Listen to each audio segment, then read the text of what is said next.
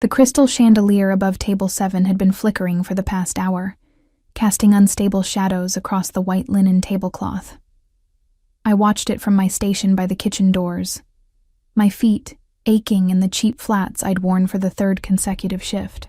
The restaurant, Luminaire, one of Manhattan's most exclusive dining establishments, smelled of truffle oil and old money, scents that had become as familiar to me as the perpetual exhaustion that settled into my bones.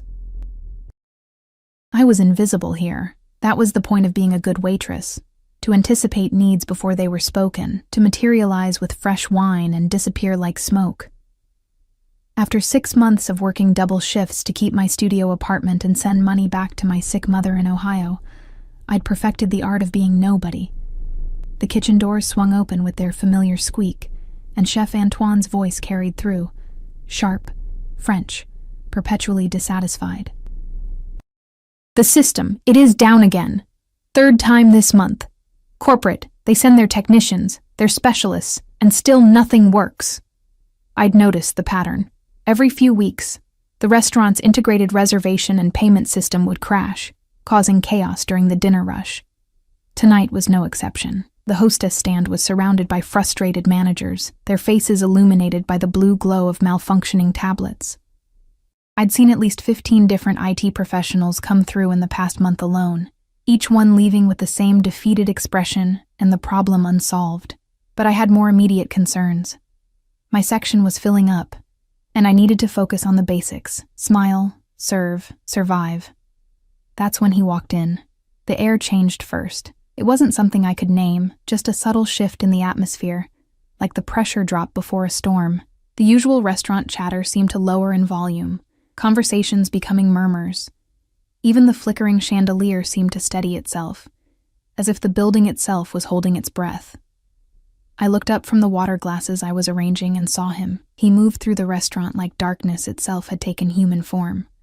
Tall, broad-shouldered, dressed in a charcoal suit that probably cost more than I made in 6 months. His hair was black, swept back from a face that could have been carved from marble, all sharp angles and shadows. But it was his eyes that made my hands still on the water pitcher, dark, calculating, missing nothing as they swept across the room. He wasn't alone. 2 men flanked him, one older with silver at his temples, built like a wall in an immaculate navy suit, and another younger, leaner, with the kind of awareness that suggested he could identify every exit and potential threat in seconds. Neither man looked at the menu or the decor. They looked at everyone else. The maitre d', Richard, who never flustered, actually stammered as he approached them. "Mr. Volkov, we weren't expecting you this evening. Your usual table isn't the corner." The man's voice was quiet, barely above a murmur, but it cut through the space like a blade. Russian accent, subtle but unmistakable. "And I believe you have technical difficulties this evening. I'd prefer payment to be functional." How did he know about the system crash? We'd only discovered it 20 minutes ago. Richard's face went pale. "Of course, Mr. Volkov. We have our best people. I'm sure you do." He moved past Richard with the kind of grace that came from absolute certainty that the world would bend around him, not the other way around. And God help me, I was assigned to the corner section. My manager, Patricia, grabbed my elbow as I headed toward my station, her manicured nails digging into my uniform sleeve. "Emma, that's Konstantin Volkov. Do you understand?" The Konstantin Volkov. The name meant nothing to me, but the fear in her eyes told me everything I needed to know. Smile, be perfect, and for God's sake, don't make any mistakes. He's... She lowered her voice, glancing toward the corner table where he'd settled like a king on a throne. Connected. Very connected. Some say he runs half the imports on the East Coast, but no one can prove anything. Just be invisible. Invisible. I could do invisible. I approached the table with my best professional smile, notepad ready, ignoring the way my heart hammered against my ribs. Up close, he was even more imposing. The chandelier light caught the sharp line of his jaw, the slight crook in his nose that suggested it had been broken at least once, the thin scar that disappeared into his hairline above his left temple. His cologne was subtle, cedar, and something darker. almost smoky. "Good evening, gentlemen. May I start you with something to drink?" The two men with him didn't look at me. Their eyes continued scanning the restaurant, cataloging faces, watching the doors. But Konstantin Volkov looked up, and I felt the weight of his attention like a physical thing. His eyes were darker than I'd thought. Not brown, closer to black, with tiny flecks of amber that caught the light. They studied me with an intensity that made me want to step back, but I held my ground. I'd dealt with entitled men before, men who thought waitresses existed for their entertainment. This felt different. He wasn't looking at me like I was beneath him. He was looking at me like I was a puzzle he was trying to solve. "Vodka, Beluga Gold Line. Neat." His voice was quieter up close, barely above a whisper, but I heard every syllable perfectly.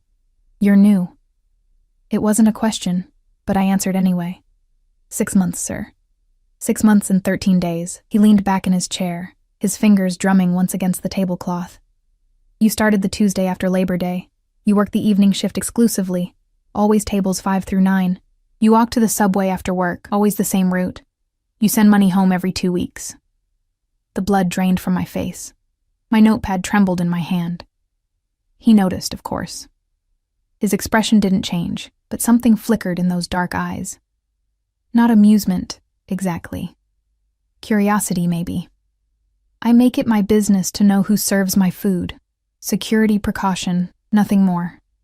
Don't be afraid. Don't be afraid." As if fear was a choice, something I could simply decide not to feel, while this stranger casually revealed he'd been having me watched for months. "I'll get your vodka right away," I managed, my voice somehow steady, despite the terror coursing through my veins. I turned to leave, desperate for the relative safety of the bar, when I heard the commotion near the hostess stand intensify. Patricia's voice rose above the others, shrill with panic. "I don't care if you're the 20th technician they've sent. Fix it. We have customers waiting, reservations backing up, and if Mr. Volkov wants to settle his bill..." She cut herself off, probably realizing how loud she'd gotten.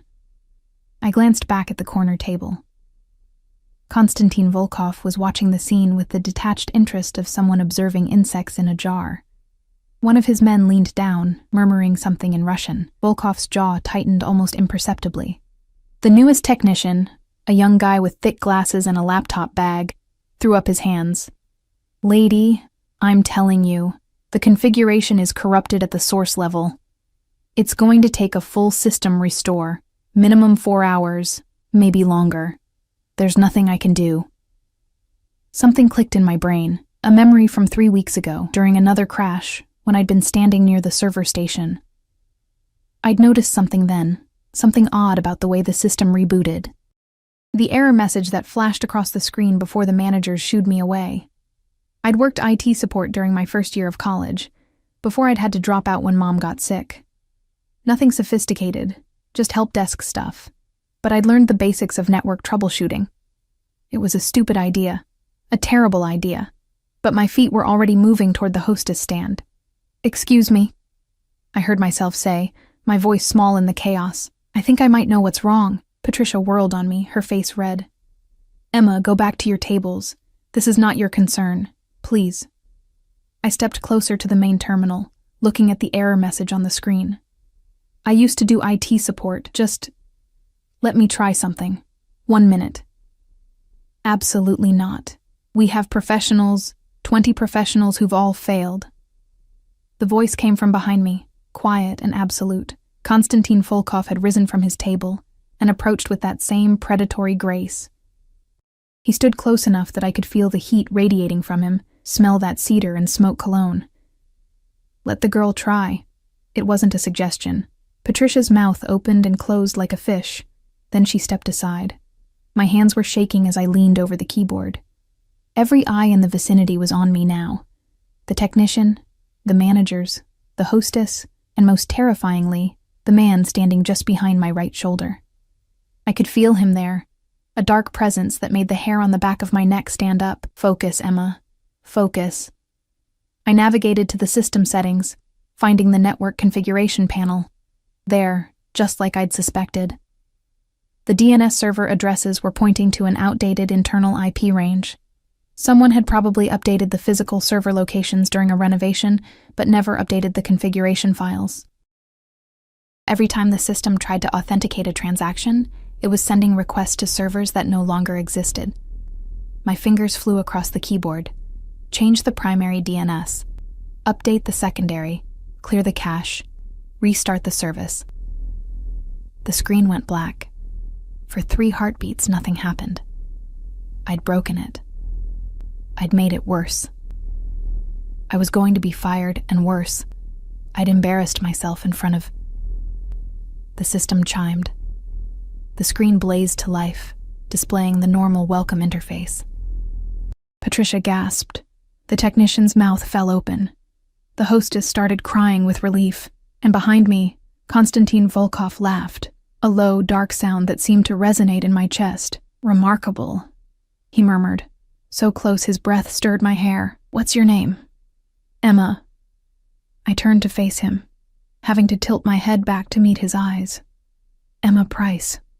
He studied me for a long moment, and I had the unsettling feeling he was memorizing every detail of my face. "Emma Price. The poor waitress who succeeded where 20 professionals failed." His hand reached up, and I froze as his fingers caught a strand of my hair that had escaped from my ponytail. He rubbed it between his thumb and forefinger, a gesture so intimate and proprietary that my breath caught. "Tell me, Emma Price, do you believe in fate?" I don't know, sir. Konstantin." He released my hair, but didn't step back. "You've earned the right to my name, and I believe we've just witnessed fate making herself known." Before I could process what that meant, Patricia recovered enough to interject. "Mr. Volkov, your table. Emma will get you that vodka right away, won't you, Emma?" "Actually," Konstantin said, still looking at me with those dark, consuming eyes, "I find I've lost my appetite for vodka, but I would very much like to know more about the woman who just saved your evening." He reached into his jacket, and every security instinct I had screamed at me to run, but he only pulled out a business card, matte black with silver lettering. He pressed it into my palm, his fingers curling around mine for just a moment. His skin was warm, calloused in unexpected places. "Call this number tomorrow at noon. I have a proposition for you." "I work tomorrow," I said stupidly. "Not anymore, you don't." He turned to Patricia. "This one no longer works here. Consider this your notice." He pulled out a money clip, gold, because of course it was, and peeled off what looked like several $100 bills, placing them on the hostess stand for any inconvenience. "Wait. You can't just... I need this job." The words burst out before I could stop them. Konstantin paused, turning back to me. Something in his expression softened, just fractionally. "You need money. I need someone intelligent, resourceful, and capable of solving problems that others cannot. Tomorrow at noon, Emma Price. Don't disappoint me." He swept toward the exit, his men falling into formation around him. At the door, he stopped and looked back one more time. "And Emma, don't try to run. I told you, I make it my business to know everything about the people in my world. You're in my world now." Then he was gone, leaving only the faint scent of cedar and smoke, and a black business card burning like a brand in my palm. Patricia grabbed my arm. "Do you have any idea what you've just done?" I looked down at the card. There was no company name, no title, just a phone number embossed in silver and a single word, Volkov. "No," I thought, my heart hammering so hard I thought it might break free from my chest. "No, I have absolutely no idea what I've just done." But I knew, with a certainty that terrified me, that my life had just changed forever. The restaurant erupted back into activity around me, reservations being processed, orders being placed, the normal rhythm of service resuming. But I stood frozen at the hostess stand, the business card in my hand, watching the doors through which Konstantin Volkov had disappeared. Outside, through the restaurant's tall windows, I could see a black Mercedes with tinted windows pulling away from the curb. No license plate visible. 2 identical black SUVs bracketed it. Security, undoubtedly.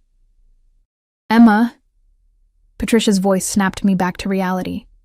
"You need to finish your shift. We'll discuss this Later, but how could I finish my shift?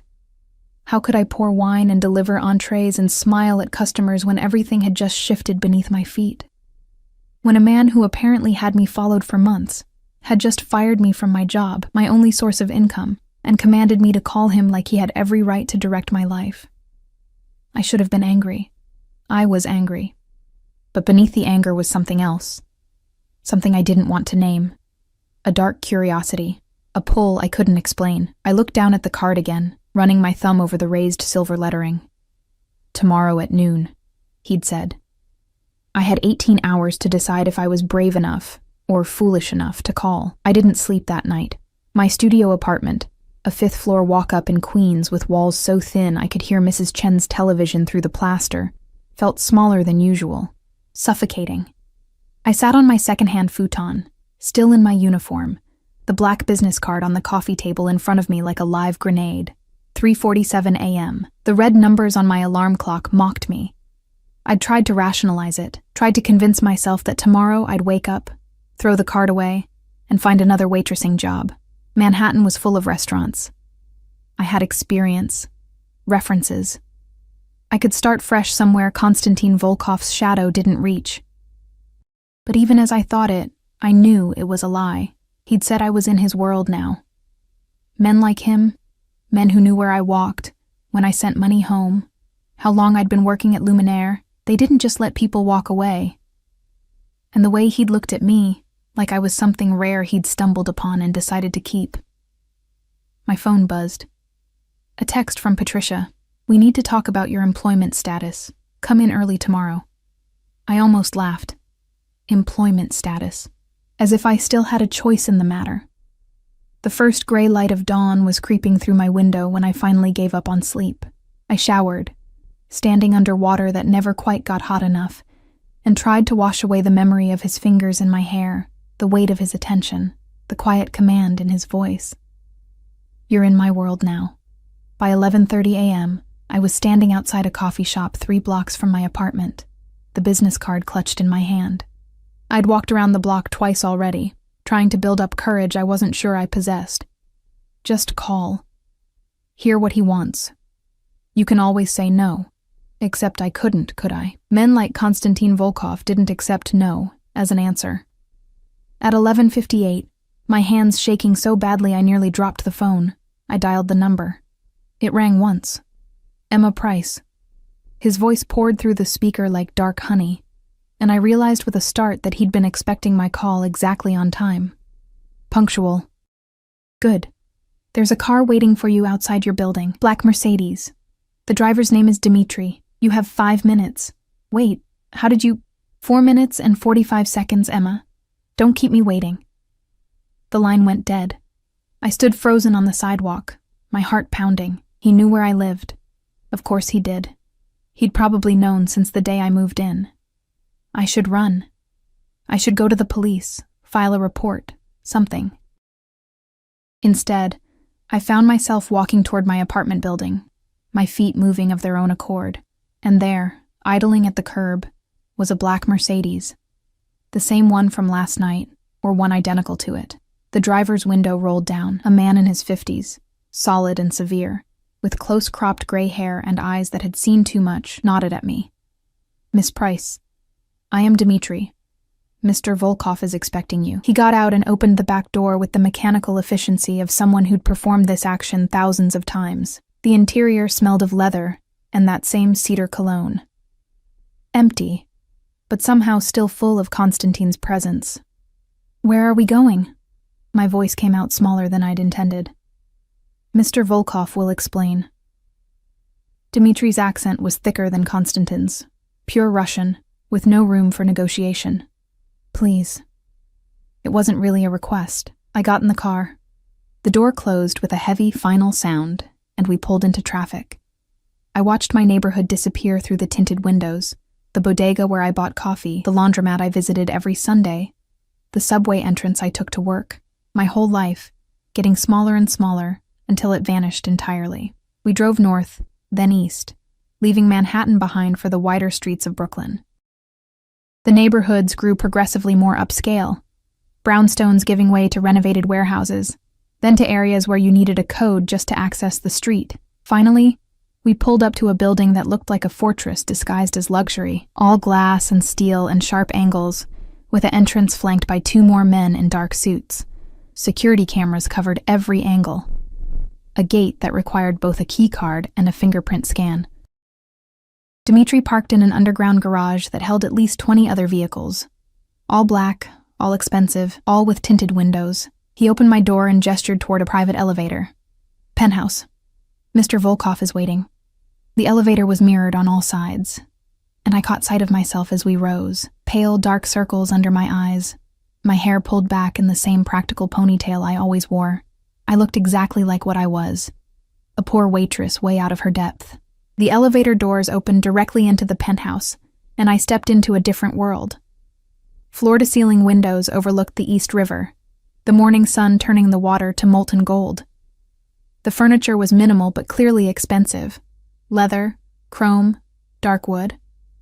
Everything was precise, controlled, from the abstract paintings on the walls to the way the books on the shelves were arranged by height. But it was the silence that struck me most. Not peaceful silence, the silence of a place where sound was swallowed, where secrets were kept. Miss Price. A woman emerged from what looked like a kitchen. Tall, blonde, beautiful in that severe, untouchable way. Her accent was Russian, her suit impeccable. "I am Katya, Mr. Volkov's assistant. He will be with you shortly. Please, sit." She gestured to a leather sofa that probably cost more than my yearly rent. I perched on the edge of it, afraid to actually settle in, my hands clasped tight in my lap. Katya brought me water in a crystal glass, then disappeared through a doorway. I heard low voices speaking Russian, hers and a deeper one that made my pulse spike. Then he was there. Konstantin entered the room like he owned not just the space, but the air itself. He'd shed the suit jacket from last night, rolled his shirt sleeves to his elbows, revealing forearms corded with muscle and marked with scars. His hair was slightly disheveled, as if he'd been running his hands through it. It made him look younger, more human, but his eyes were the same, dark, assessing, missing nothing. "Emma."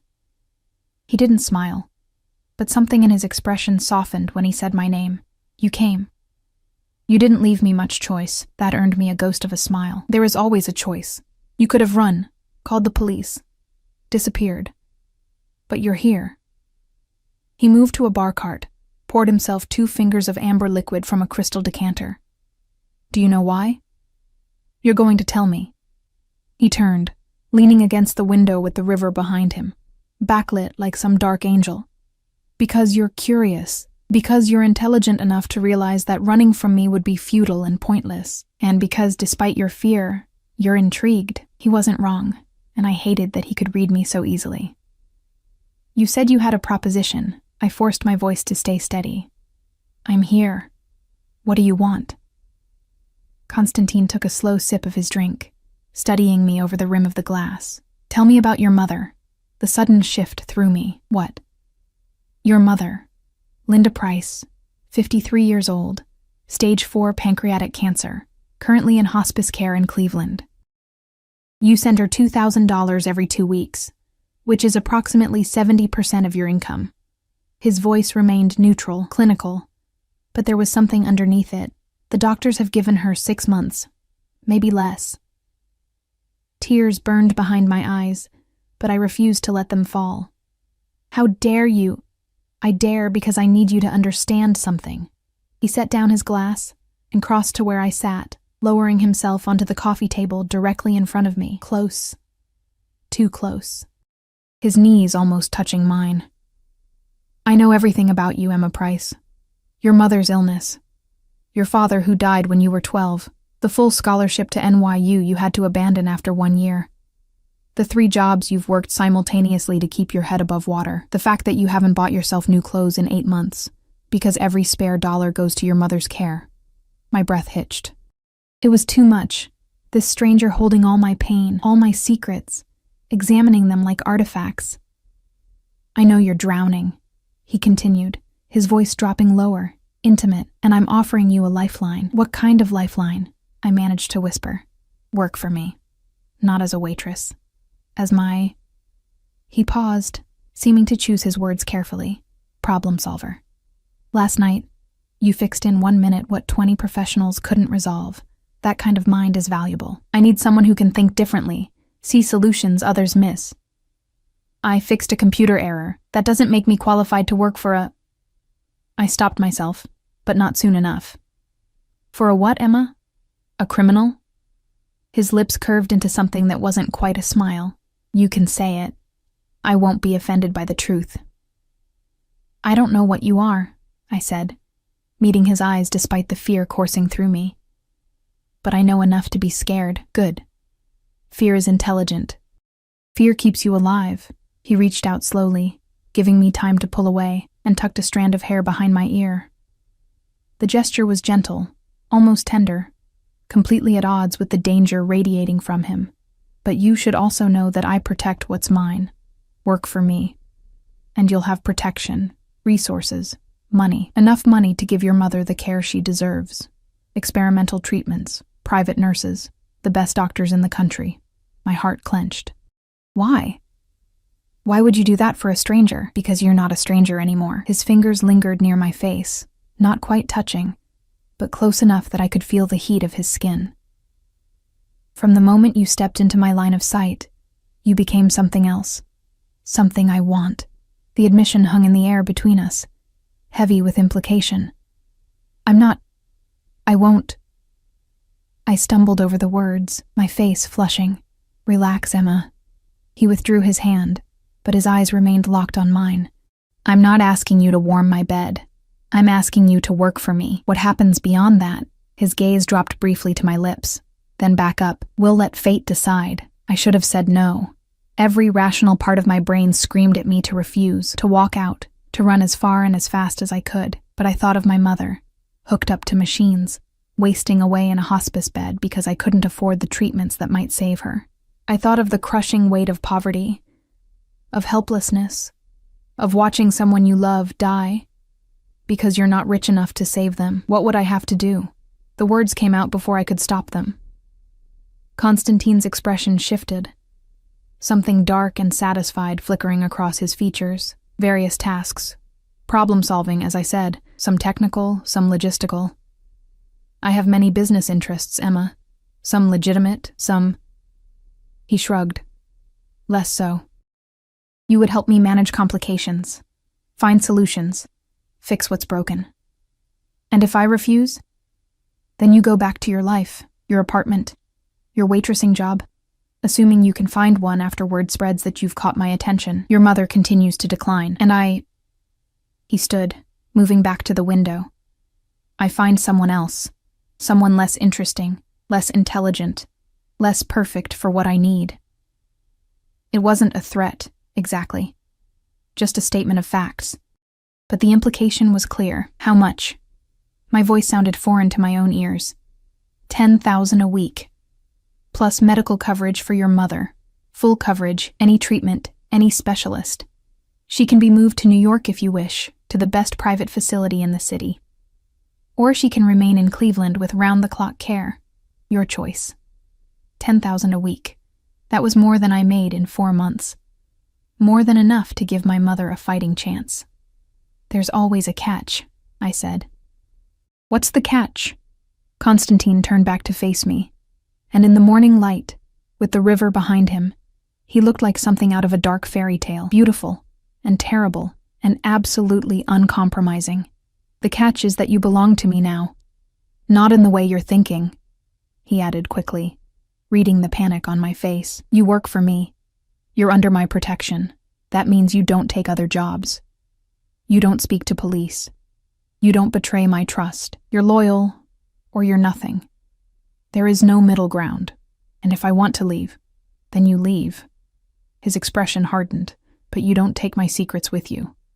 And your mother loses her medical coverage. I'm not a man who tolerates betrayal, Emma. Ask anyone who's tried. The unspoken threat hung between us like smoke.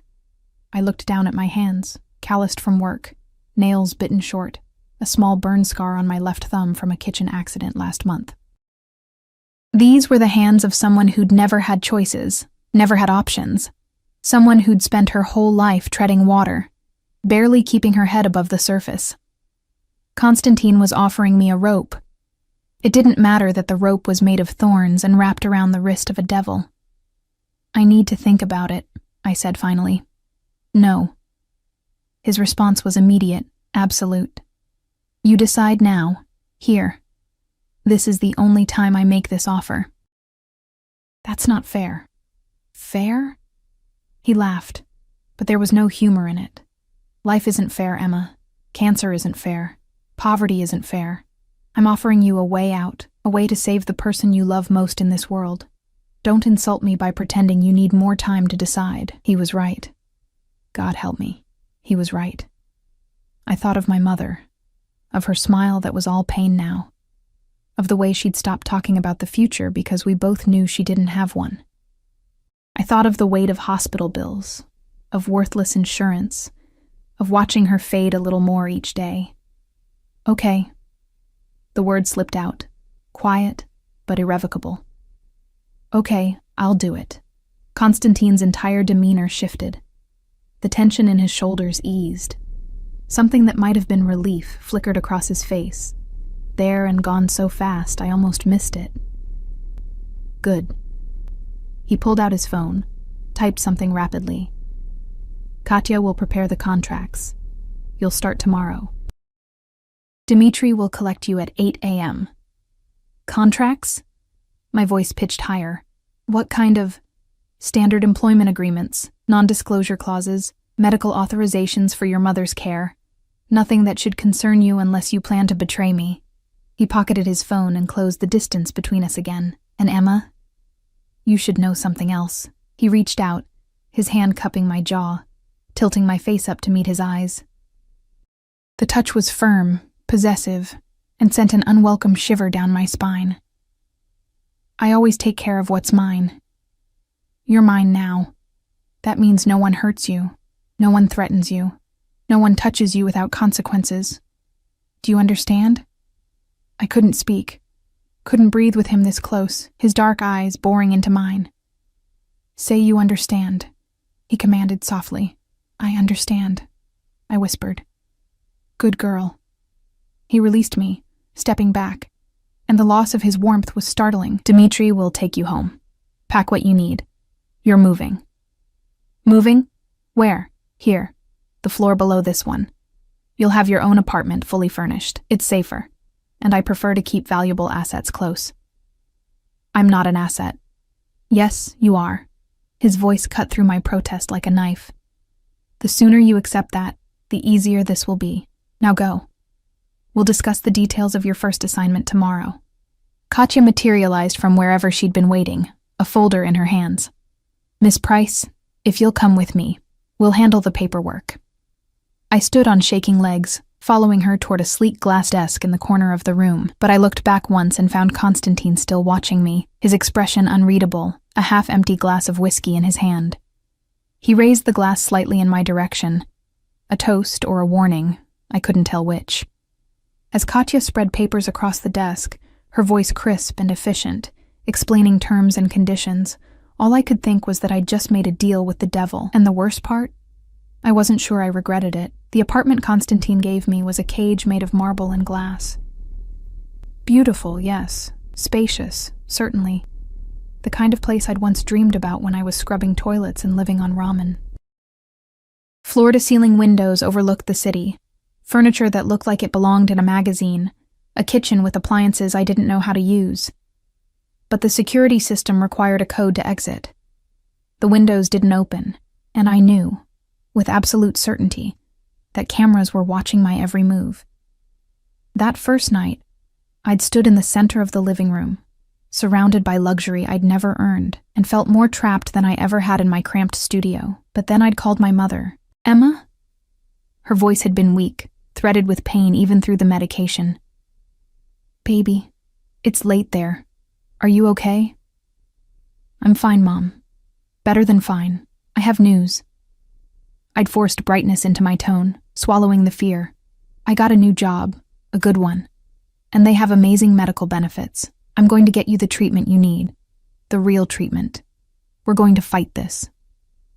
The silence on the other end had stretched so long, I thought the connection had dropped. Then, "Emma, honey, we talked about this. The experimental treatments, they're too expensive." "Not anymore. It's all taken care of. I'm sending a care coordinator to see you tomorrow. Her name is Dr. Sarah Chen. She's going to arrange everything, transfer you to a better facility, start the new protocol. All of it." My mother had cried. I'd cried. And when I'd hung up, I'd looked around my gilded cage and thought, worth it. Whatever comes next, this was worth it. That had been 3 weeks ago. Now, I sat in Constantine's penthouse office, a room I'd come to know well, reviewing financial records on a tablet while he conducted business in rapid Russian on his phone. I'd learned to tune out the conversations I wasn't meant to understand, to focus on the tasks he assigned me. And there were many tasks. The first had been simple: analyze shipping manifests and identify discrepancies. I'd found 3 phantom containers that didn't match the bill of lading, saving him from what he'd called an unfortunate misunderstanding with customs. The second had been more complex: debug a secure communication system that kept dropping encrypted messages. Turned out someone had been skimming data packets. Constantine had smiled when I'd shown him the proof, then made a phone call. I didn't ask what happened to the person responsible. I didn't want to know. Each problem I solved, each fire I put out, I told myself I was just doing technical work. Administrative support. Nothing illegal. Nothing that made me complicit in whatever darker business Constantine conducted in the shadows. I was getting very good at lying to myself. "Emma."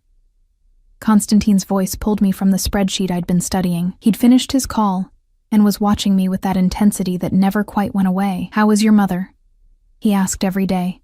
At first I'd thought it was manipulation, a reminder of his leverage over me, but there was something in the way he asked, genuine curiosity, maybe even concern, that confused me. "Better." I set down the tablet, meeting his eyes. "The new treatment is working. Her numbers are improving.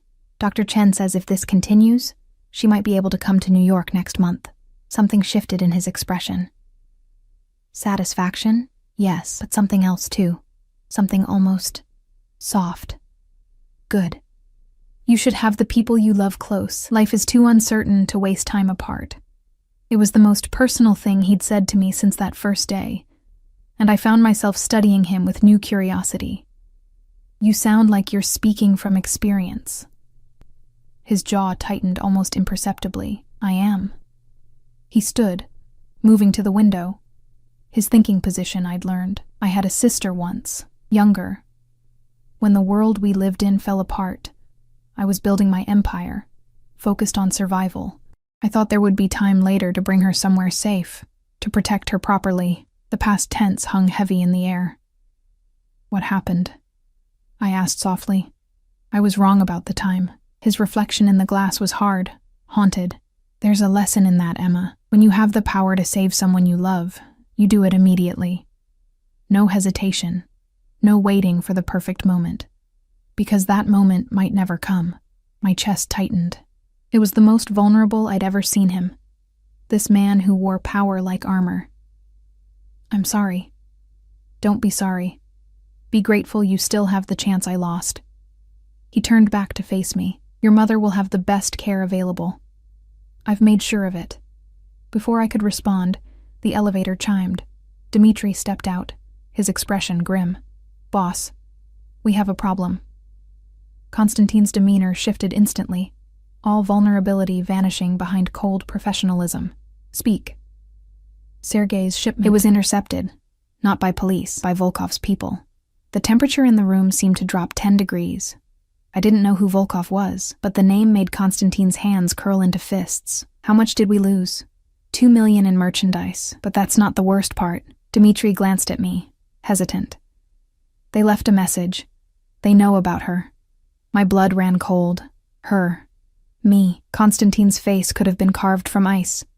"Get everyone here. Now. Full security protocols." He looked at me, and for the first time since I'd met him, I saw something like fear in his eyes. "Emma, you're not to leave this building. Not for any reason. Do you understand?" "What's happening? Who's Volkov?" "A rival. Someone who's been trying to take what's mine for years." He crossed to me, gripping my shoulders. This is my world, Emma. The world I warned you about. People will try to hurt you to get to me. I need to know you'll follow my instructions exactly. No arguments. No risks. You're scaring me. Good. You should be scared. But you should also know that I will burn this entire city to the ground before I let anyone touch you. The fierceness in his voice, the absolute conviction, sent a shiver through me. You're under my protection. That's not just words. That's a promise sealed in blood if necessary. Over the next hour, the penthouse transformed into a war room. Men arrived. Hard men with cold eyes and bulges under their jackets that could only be weapons. They spoke in rapid Russian, pointing at maps and photographs spread across Konstantin's dining table. I caught snippets. Surveillance, safe houses, retaliation. I retreated to a corner of the room, trying to be invisible, but Konstantin kept glancing at me, checking that I was still there, still safe. Katya appeared beside me, her usually impassive face showing a crack of concern. You should eat something. It's going to be a long night. I'm not hungry. Eat anyway. Boss's orders. She pressed a plate into my hands. Cheese, fruit, bread. He worries about you, more than is wise. I looked up sharply. What do you mean? Katya studied me for a long moment. I've worked for Konstantin Volkov for 8 years. I've seen him with many women, beautiful women, sophisticated women, women who understood his world and chose to be part of it. She paused. He's never looked at any of them the way he looks at you. He looks at me like an investment he needs to protect. No. Katya's smile was sad, knowing. He looks at you like a man looks at something precious he's terrified to break. It's dangerous, that kind of feeling. For both of you. Before I could process that, Konstantin's voice cut through the room. Katya, take Emma to the secure floor. Stay with her until I come for her personally. Boss, now. The command in his voice brooked no argument. Katya touched my elbow, guiding me toward a door I'd never noticed before, hidden in the wall paneling, leading to a staircase I didn't know existed. Wait. I pulled away, looking back at Konstantin. He stood at the center of his men, radiating authority and danger. Every inch the crime lord I'd been trying not to think of him as. Be careful. He met my eyes across the room, and something passed between us, electric, intense, undeniable. Always am, Emma. Now go. The secure floor was actually a bunker. No windows, reinforced walls, enough supplies to survive a siege. Katya led me to a bedroom that was comfortable but claustrophobic. All the luxury unable to disguise its true purpose. A panic room. How often does this happen? I asked, sinking onto the bed. Not often. But in this business, you prepare for every possibility. Katya checked her phone, frowning. Try to rest. It could be hours, but rest was impossible. I lay on the bed, staring at the ceiling, listening to the muffled sounds of activity above. I thought about my mother, safe in her new facility, getting treatment that was actually working. I thought about the 3 weeks I'd spent in Konstantin's orbit, solving problems, earning blood money even if I called it something else. I thought about the way he'd looked at me tonight, like I was something worth protecting even at great cost. Around 2 a.m., the door opened. Konstantin stood in the doorway, his shirt untucked, a smear of blood on his collar that I prayed wasn't his. His eyes found me immediately, scanning me head to toe as if checking for damage. Are you hurt? I sat up quickly. It's not my blood. He crossed to me, kneeling beside the bed so we were eye level. His hands cupped my face, thumbs brushing my cheekbones. Are you all right? I'm fine. I was safe the whole time. What happened? It's handled. Volkov's people won't bother you again. The coldness in his voice when he said that made me not want to ask for details. I need you to understand something, Emma. This life, my life, it comes with dangers. I can minimize them, control most variables, but I can't eliminate the risk entirely. I know that. Do you? Do you really understand what it means to be mine? His grip on my face tightened slightly. Not painful, but firm. It means you're a target. It means people will try to use you to hurt me. It means you'll see things, know things that will change how you see the world. Then why keep me here? Why not let me go? The question hung between us, and I saw the war in his eyes, logic battling against something rawer, more primal, because I can't. The admission came out rough, almost angry. I should. You'd be safer. But from the moment you fixed that system, looked up at me with those defiant eyes and refused to be intimidated, I was lost. You're in my blood now, Emma, and I don't give up what's mine. He leaned closer, his forehead nearly touching mine. I could smell the smoke that clung to him, the copper scent of blood, the cedar cologne underneath it all. My heart hammered against my ribs. Tell me to stop, he whispered. Tell me you want to leave, that you don't feel this too, and I'll let you go. I'll keep your mother in care, make sure you're protected from a distance. Just say the word. I should have said it. Should have taken the escape he was offering. But Katya's words echoed in my mind. He looks at you like something precious he's terrified to break. And the truth was, I felt it too. This dark, dangerous pull toward a man who should terrify me. Who did terrify me. But who also looked at me like I mattered, like I was more than just a poor waitress struggling to survive. I don't want to leave, I heard myself say. His eyes darkened, pupils dilating. Emma, I should want to leave. I should be running, but I'm not.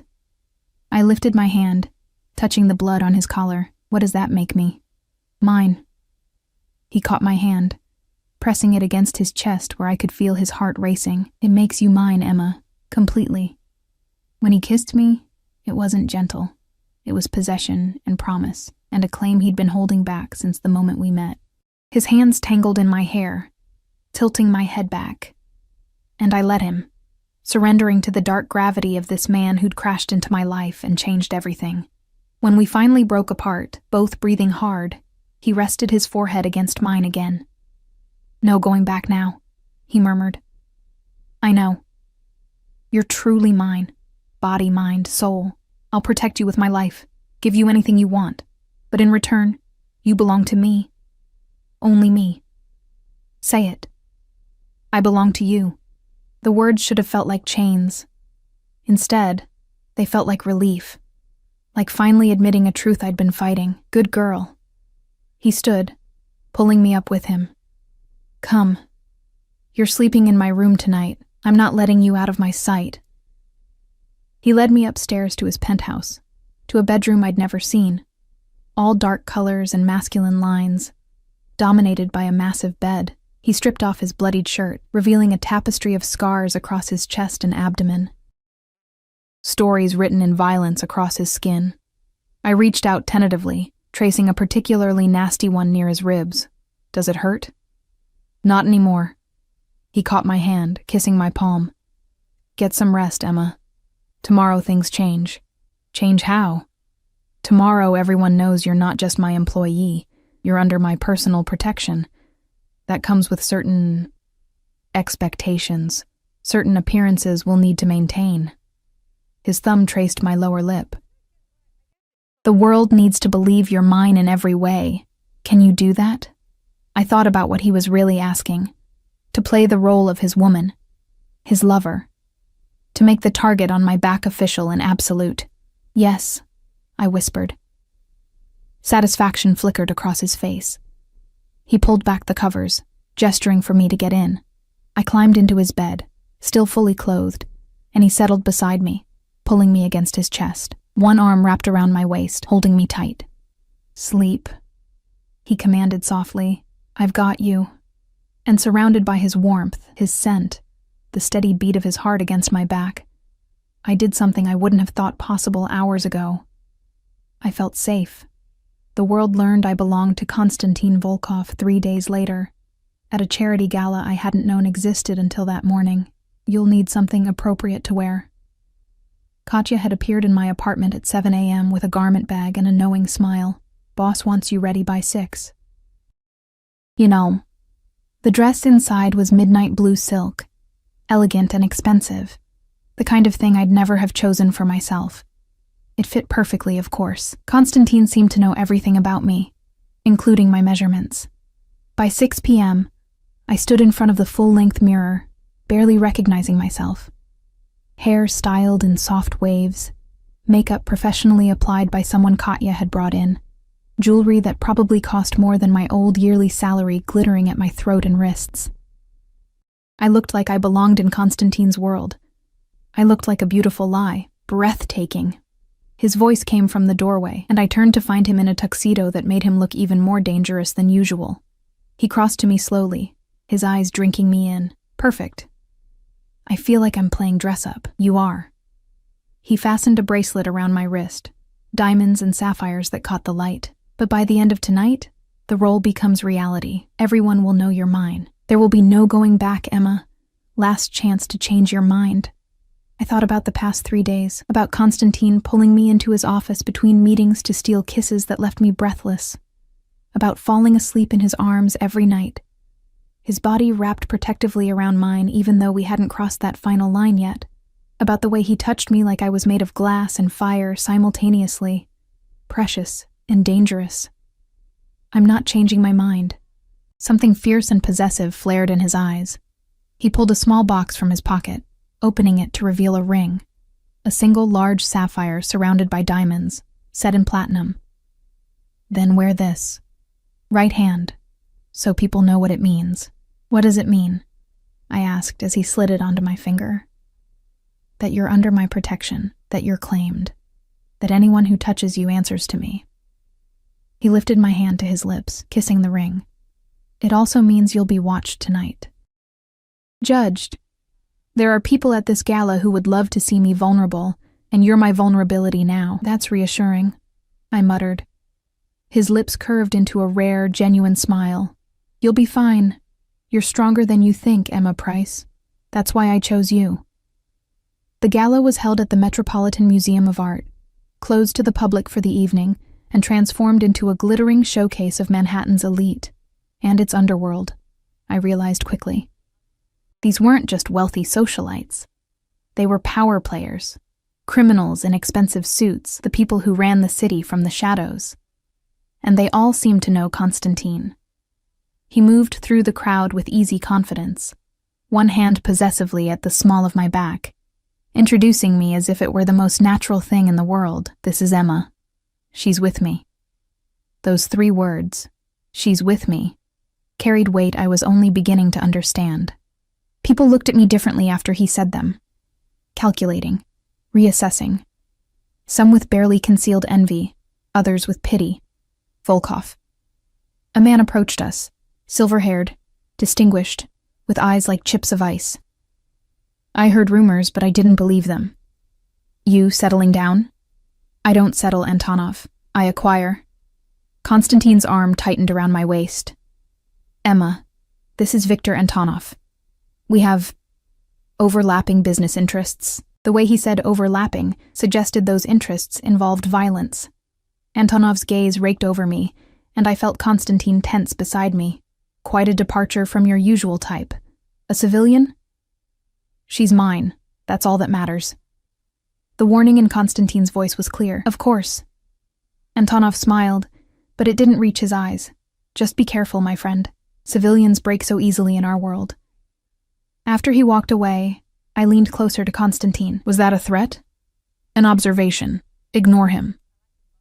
But his hand remained tense against my back, and I noticed Dmitri positioning himself closer to us, along with 3 other men I recognized from the security detail. The evening continued in a surreal blur. Champagne I was too nervous to drink. Conversations loaded with double meanings I only half understood. And always, Constantine's presence beside me. Protective, possessive, a dark star around which everyone else orbited. We were examining a Renaissance painting when I felt it, the prickle of hostile attention. I turned slightly and caught sight of a woman watching us from across the gallery. Beautiful in a sharp, predatory way, wearing red like a warning. Her eyes were fixed on Constantine with an intensity that made my stomach clench. Who's that? I whispered. Constantine followed my gaze and his expression hardened. Irina Volkov. She's the rival you mentioned. I remembered the name, the night of the attack. She's the one who knows about me. Yes. He turned me to face him, blocking my view of her. Stay close to me. Don't engage with her if she approaches. Don't accept anything she offers, even if it seems harmless. You're scaring me again. I'm keeping you alive. He cupped my face, forcing me to meet his eyes. Irina is dangerous, Emma. More dangerous than most of the men in this room. She'll smile and seem charming, but she's a viper. And right now, she's looking for weaknesses in my armor. And I'm your weakness. Yes. No hesitation. No attempt to soften it. You are. Which is why you don't leave my sight tonight. But fate, it seemed, had other plans. An hour later, Constantine was pulled into a private conversation with 3 men in a side gallery. Business that couldn't wait, apparently.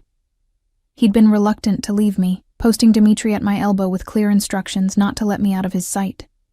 I'd been examining a sculpture, trying to appear comfortable and sophisticated, when a waiter offered me champagne. I took it absently, grateful for something to do with my hands. The first sip tasted slightly off, but I attributed it to expensive taste I wasn't accustomed to. The second sip made my head swim. By the third, I realized something was very wrong. The room tilted. Sounds became muffled. My legs felt like they were made of water. Miss Price? Dimitri's concerned face swam into view. Are you ill? I don't... Something's wrong. The champagne glass slipped from my fingers, shattering on the marble floor. Strong hands caught me before I fell. But they weren't Constantine's hands. They were smaller, feminine, with red nails that matched the dress I'd noticed earlier. Oh dear. She seems unwell. Irina Volkov's voice was honey-sweet, concerned for anyone listening. But when she leaned close, her whisper was ice. Did you really think Constantine could protect you from me, little bird? You're coming with me now. Try to scream and I'll put a bullet in that guard's spine. Through my drugged haze, I saw the small pistol pressed against Dimitri's back, hidden by the folds of her dress. Saw her men materializing from the crowd, surrounding us. Walk, she commanded softly. Smile. Act drunk. If you care about anyone here living through the night, you'll cooperate. I tried to fight the drug, tried to call for Constantine, but my tongue was thick and my vision was tunneling. Dmitri was shouting something in Russian, reaching for his weapon. But Irina's men already had him subdued. The last thing I remember before darkness took me was a scream echoing through the gallery. Primal, furious, full of rage and terror. Constantine's voice, bellowing my name. Then nothing. I woke to the smell of mildew and rust. My head pounded. My mouth tasted like copper, and when I tried to move, I discovered my wrists were zip-tied to a metal chair. Panic flooded through me, sharp and immediate. I was in what looked like an abandoned warehouse. Water-stained concrete walls, broken windows high above, the distant sound of traffic suggesting we were still in the city somewhere. How long had I been unconscious? Hours? Days? Awake already? Irina Volkov emerged from the shadows, still in her red dress but with a gun now openly holstered at her hip. The drug should have kept you under longer. Interesting. You're stronger than you look. Where am I? What do you want? Where you are doesn't matter. What I want, she circled me slowly, predator assessing prey, is to watch Constantine Volkov bleed. And you, little bird, are the knife I'll use to cut him. He'll find me.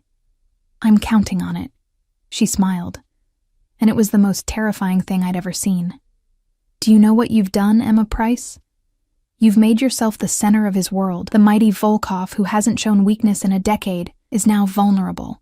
All because of some poor waitress who fixed a computer. She grabbed my chin, forcing me to meet her eyes. He killed my brother, took territory that belonged to my family, destroyed everything my father built. And now, finally, I have the leverage to destroy him in return. Your brother probably deserved it. I spat, surprising myself with the venom in my voice. Irina's hand cracked across my face, hard enough to make my ears ring. Careful. Just because I need you alive doesn't mean I need you comfortable. She pulled out her phone, typing something quickly. Let's let him know where to find you. See how many men he's willing to lose trying to save you. He won't fall for it. He's too smart. He's in love with you, you stupid girl. Love makes smart men do idiotic things. That's the lesson my brother learned too late. She showed me the phone screen, a photo of me, bound and bleeding from a split lip. This is already sent, along with an address. He'll come. The only question is how many pieces I'll need to return you in. The next 3 hours were the longest of my life. Irina's men came and went, setting up positions, checking weapons, speaking in low Russian about fields of fire and kill zones. They were preparing for war, with me as the bait. And Konstantin would come. I knew he would. Irina was right about that. I was going to get him killed. The thought was unbearable. This man who'd crashed into my life, who'd saved my mother, who looked at me like I was something precious, he was going to die trying to save me. Unless I did something first. I'd been working at the zip ties since I'd regained consciousness, flexing my wrists, looking for any weakness. They were tight, but not impossibly so. And I'd noticed something. The chair I was bound to was old, the metal joints rusted and weak. If I could break the chair, I could get my hands free. If I could get my hands free, I could run, hide, maybe disrupt their ambush plans enough to give Konstantin a fighting chance. It was a terrible plan, but it was the only plan I had. I waited until Irina stepped away to coordinate with her men, until the warehouse was full of activity and distraction. Then I began to rock the chair, small movements at first, testing the joints. The metal groaned softly. One of the back legs was loose. I could feel it. Harder now. Rocking with purpose, despite the pain in my wrists. The leg gave way with a sharp crack that sounded like a gunshot in my ears. The chair collapsed, sending me sprawling onto the concrete. My shoulders screamed in protest, but my hands were free, still zip-tied together, but free from the chair. Shouts in Russian, footsteps running toward me. I scrambled to my feet, looking for an exit, any exit. There, a doorway leading deeper into the warehouse. I ran. Bullets pinged off the concrete beside me. Someone was shooting, but not to kill. Irina needed me alive, I remembered. It was the only advantage I had. I crashed through the doorway into a maze of old offices and storage rooms. Behind me, I heard Irina screaming orders, men fanning out to search. I kept moving, my zip-tied hands making it hard to balance, my head still fuzzy from the drug. I found a small room full of broken equipment and squeezed myself behind a rusted filing cabinet, trying to control my breathing, trying to think. That's when I heard it. The unmistakable sound of breaking glass, of doors being breached. Then gunfire. Real gunfire. Not warning shots. Konstantin had arrived. The next few minutes were chaos. Gunshots echoed through the warehouse like thunder. Voices shouting in Russian and English. The sound of bodies hitting the floor. I stayed hidden, making myself as small as possible, praying that when the dust settled, Konstantin would still be standing. Then his voice, roaring through the warehouse. "Emma!" "Here," I called back, crawling out from behind the cabinet. "I'm here." Footsteps pounding toward me. The door burst open, and there he was. Konstantin, covered in blood spatter, gun in hand, eyes wild with fury and fear. When he saw me, something in his expression cracked. "Emma!" He was across the room in 3 strides, pulling me against him, his hands frantically checking for injuries. "You're hurt. Where? Where did they hurt you?" "I'm okay. Just my lip. It's nothing." He kissed me then, hard and desperate, tasting like violence and relief. When he pulled back, his eyes were darker than I'd ever seen them. "I thought I'd lost you," he said, his voice breaking on the words. "When I saw that photo, I'm here. I'm alive. But Konstantin, Irina, is dead." His voice went flat, cold. "I put 2 bullets in her skull myself. Anyone who helped take you is dead. They're all dead, Emma." The finality in his voice should have scared me. Instead, I felt only relief. He pulled out a knife, carefully cutting the zip ties from my wrists. The skin underneath was raw and bleeding, and he cursed softly in Russian, pressing gentle kisses to each wrist. "We need to leave. Now." Before police arrive, he lifted me into his arms despite my protest that I could walk, carrying me through the warehouse like I weighed nothing. I caught glimpses of the carnage as we passed. Bodies in red pools, bullet holes in walls, the aftermath of Konstantin's vengeance. Dmitri was there, alive but injured, being helped by other men. He nodded at me as we passed, relief clear on his face. Outside, dawn was breaking over the city. Black vehicles waited, Engines running. Constantine placed me in the back of one, sliding in beside me, keeping me pressed against his chest as Dmitri drove us away from the warehouse, from the bodies, from the violence. "You ran," Constantine said after several minutes of silence. "You broke free and ran. Why?" "Because I knew you'd come, and I knew she'd set up an ambush. I couldn't just sit there and let you walk into it." His arms tightened around me. "You could have been killed. So could you." That's what terrified me. I looked up at him, seeing him clearly for the first time. This man who'd just murdered his way through a warehouse to save me. I was more afraid of losing you than dying myself. What does that say about me? That you're mine? He kissed my forehead, my temple, my cheek, completely, irrevocably mine. And I'm never letting you out of my sight again. The aftermath of that night changed everything. Constantine didn't just tighten security. He rebuilt my entire world around the singular principle of keeping me safe. The apartment became a fortress. Dmitri and 2 other guards accompanied me everywhere, and Constantine himself rarely left my side, conducting business from his penthouse office while I worked at the desk he'd installed across from his. But it wasn't fear that kept us bound together. It was something deeper, more fundamental, something that had crystallized in that warehouse when we'd both realized how close we'd come to losing each other. 2 weeks after the kidnapping, I stood in Constantine's bathroom at 3 a.m., staring at my reflection. The split lip had healed, leaving no scar. The bruises on my wrists had faded to yellow-green shadows. Physically, I was fine. Emotionally, I was unraveling. I'd killed someone's daughter that night. Not directly. Constantine had pulled the trigger, but I was the reason. Irina Volkov was dead because she'd tried to use me as a weapon. How many others had died? How much blood was on my hands by association? Emma. Constantine's voice was rough with sleep as he appeared in the doorway, concern etched across his features. Another nightmare? I nodded, unable to speak around the lump in my throat. He crossed to me, pulling me against his chest, one hand stroking my hair. "Talk to me." I can't stop thinking about it, about her, about all of them. The words came out broken. "I know she was going to kill me. I know you had no choice. But Constantine, I'm not like you. I'm not built for this world, this violence. I know." His voice was infinitely gentle. "You think I don't see it? The way you flinch when my men talk about business? The way you close your eyes when you think I'm not looking, trying to forget what you've seen? Then why keep me here? Why not let me go? Find someone who can handle because I love you." The words stopped my breath. He'd never said them before, never put a name to the obsessive possession that had defined us from the beginning. "I love you, Emma. Not despite your softness, but because of it.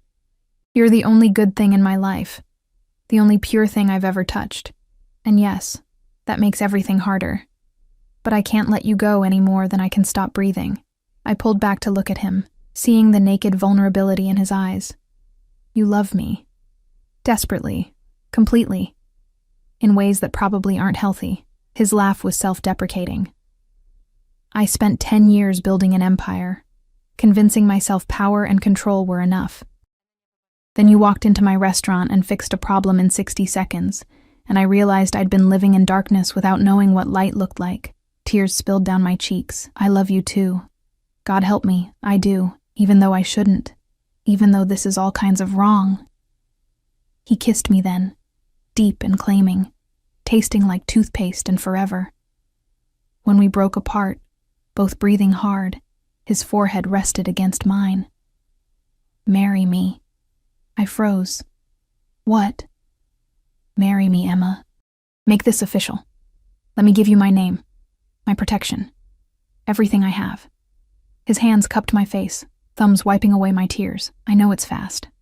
I know this world terrifies you, but I also know I've never wanted anything more than I want you. Forever." "Constantine?" My heart was racing, torn between terror and something that felt dangerously close to joy. "I'm still the same poor waitress. I don't know how to be the wife of someone like you. You don't need to know. You just need to be you, brilliant, stubborn, brave enough to run into danger to save me. That's all I want, Emma. Just you." I thought about my mother, who'd called yesterday with the news that her latest scans showed the tumor shrinking. about the life Constantine had given me. Not just money and safety, but purpose. Someone who looked at me like I mattered, like I was essential to his existence. I thought about the warehouse, about the moment I'd heard his voice, and known with absolute certainty that I'd rather die than live in a world without him. Yes. The word came out as a whisper, then stronger. Yes, I'll marry you. The smile that broke across his face was transformative, pure joy, unguarded and real. He lifted me off my feet, spinning me around the bathroom while I laughed and cried simultaneously. "You're mine now," he said, when he finally set me down. Officially, completely mine, no taking it back. I wouldn't want to. He kissed me again, slower this time, full of promise. Then he led me back to bed, holding me until dawn painted the sky gold, and I finally fell into dreamless sleep. The wedding took place 6 weeks later in a private ceremony that was equal parts beautiful and terrifying. My mother was there, stronger now, her hair growing back, tears streaming down her face as I walked down the aisle. Constantine had arranged for her to be flown in on a private jet, with a full medical team standing by. She'd whispered to me before the ceremony, "He loves you so much, baby. I can see it in his eyes, and you love him too." "I do, Mom. I really do." "Then that's all that matters. Life's too short to waste time on anything less than extraordinary love." The ceremony itself was held in Constantine's penthouse, transformed into a winter wonderland with thousands of white flowers and candles. 50 people attended, his most trusted men, Katya looking misty-eyed and elegant. A few business associates whose presence was more political necessity than pleasure, and Dmitri, who'd become something like a friend, standing as Constantine's best man with his arm still in a sling from the warehouse battle. I wore a dress Constantine had commissioned, ivory silk that made me feel like something out of a fairy tale. Not the princess, exactly. Maybe the girl who'd stumbled into the dark forest and decided to stay. When the officiant asked if I took Konstantin Volkov to be my husband, I looked into those dark eyes that had haunted me from the first moment and said, "I do." And when Constantine slid the ring onto my finger, platinum and diamonds, a mate to the sapphire he'd given me months ago, his voice was rough with emotion. "You're mine now, Mrs. Volkov, for the rest of our lives. And you're mine," I whispered back. "Don't forget that part." His smile was the most genuine thing I'd ever seen. Never. The reception was elegant and controlled, like everything in Constantine's world, but when he pulled me onto the dance floor for our first dance, with old-world music playing and candlelight catching the diamonds at my throat, it felt real. More real than anything else in my life had ever been. "Happy?" he murmured against my ear as we swayed together. Terrified. Happy. Confused about how I ended up here. I leaned back to look at him, but yes, happy. Good. Because I plan to spend the rest of my life making sure you stay that way. His hand splayed possessively across my lower back. "You gave me something I didn't know I needed, Emma. Hope. Light. A reason to be more than just the monster everyone believes I am. You're not a monster. I am. But with you, I remember I'm also a man. And that man loves you more than power, more than control, more than everything he built." He kissed me softly, right there in front of everyone. "You're my redemption, Emma Volkov. Don't ever forget that." 3 months into our marriage, I finally understood what it meant to be Konstantin Volkov's wife. It meant waking up to his arms around me every morning, his body warm and solid against mine. It meant working beside him during the day, solving the legitimate business problems while carefully not asking about the illegitimate ones. It meant learning to accept the security, the watchful eyes, the way he tracked my location constantly through the phone he'd given me. It meant being loved with an intensity that was sometimes overwhelming, often possessive, but always genuine. And it meant I discovered one morning while standing in my bathroom with a positive pregnancy test in my shaking hands, preparing to bring a child into this complicated, dangerous, beautiful world we'd built. I found Konstantin in his office, reviewing contracts with Dmitri. Both men looked up when I entered, and Konstantin's expression immediately shifted to concern. "Emma, what's wrong?" I couldn't speak. I just held up the test. For 3 heartbeats, he stared at it, not understanding. Then his eyes went wide, his face cycling through shock, fear, and finally settling on something that looked like wonder. "You're pregnant." Not a question. A statement of fact that changed everything. I nodded, tears already streaming down my face. "I'm sorry, I know we didn't plan this. I know the timing is terrible with everything." He was across the room before I could finish, crushing me against him, his hand immediately going to my still flat stomach. "Sorry? Emma, you're giving me a family, something I never thought I'd have. Never thought I deserved." He pulled back just enough to kiss me, deep and reverent. "You're giving me everything." Dmitri cleared his throat awkwardly. "Congratulations, boss. I'll just leave you two alone." But Konstantin was already on his phone, barking orders in Russian. I caught enough to understand. Double the security, contact the best obstetricians in the city, upgrade the penthouse with nursery specifications, investigate any potential threats. "Konstantin," I interrupted gently, "breathe. We have 9 months. 9 months to prepare. 9 months to make sure you're safe, that the baby's safe." His hand remained on my stomach, protective and possessive. "Emma, I need you to understand. This changes everything. The risks, the precautions we'll need to take. I know, but we'll handle it. Together." I covered his hand with mine. "That's what we do, remember? We solve problems, even the complicated ones." He kissed me again, softer this time. "I love you, both of you. And I swear on everything I am, nothing will ever hurt either of you. I'll burn the world down first. Let's try to avoid that," I said, laughing through my tears. "Our child doesn't need to inherit a pile of ashes. Fine, I'll settle for burning down anyone who threatens my family." But he was smiling, real and unguarded, and I realized this was what happiness looked like on Konstantin Volkov. Fierce, protective, absolute. 7 months later, on a snowy December morning, I went into labor 3 weeks early. The panic on Konstantin's face would have been funny if I hadn't been in so much pain. He'd had a birth plan. Of course he'd had a plan, complete with backup hospitals, multiple medical teams on standby, and enough security to protect a head of state. None of it mattered when my water broke in the middle of breakfast. "Get the car!" he roared, scooping me up like I weighed nothing despite my pregnant belly. "Call Dr. Morrison, move." The penthouse erupted into organized chaos. Dmitri coordinating security, Katya gathering hospital bags, men taking positions for the motorcade to the hospital. And Konstantin, always so controlled, looking absolutely terrified. "I've got you," he kept saying as he carried me to the elevator, his voice shaking. "I've got you, Emma. You're going to be fine. Both of you are going to be fine. I know." I gasped between contractions. "Because I have you. We have each other." The labor was long.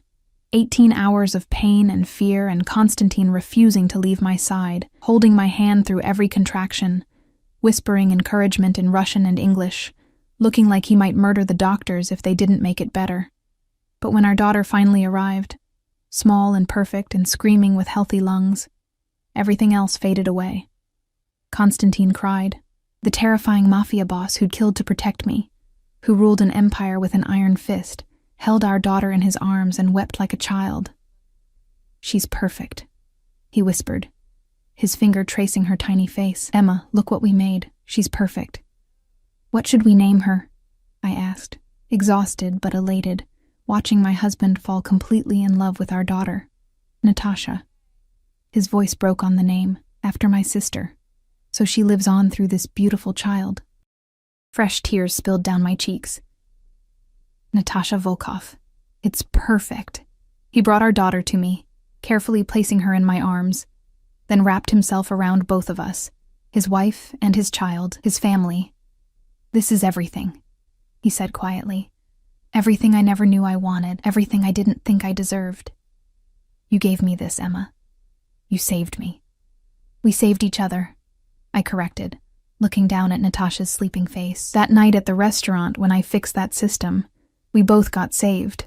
Best malfunction in history," he agreed, pressing a kiss to my temple. 20 professionals failed, But you succeeded, in more ways than one. 2 years later, I stood in the kitchen of our new home. A sprawling estate outside the city with grounds secure enough to satisfy Konstantin's paranoia and space enough for Natasha to run free. Watching my husband chase our laughing daughter through the garden, my mother was there too, visiting for the week, her cancer in complete remission. She sat beside me, sipping tea, both of us smiling at the scene outside. "You know," she said quietly, "when you first told me about Konstantin, I was terrified. The way you described him, the world he came from, I thought I was going to lose you. I almost did get lost," I admitted. "But then I found my way. We found our way. He's a good father, surprisingly gentle with her." I watched Konstantin scoop Natasha up, spinning her around while she shrieked with delight.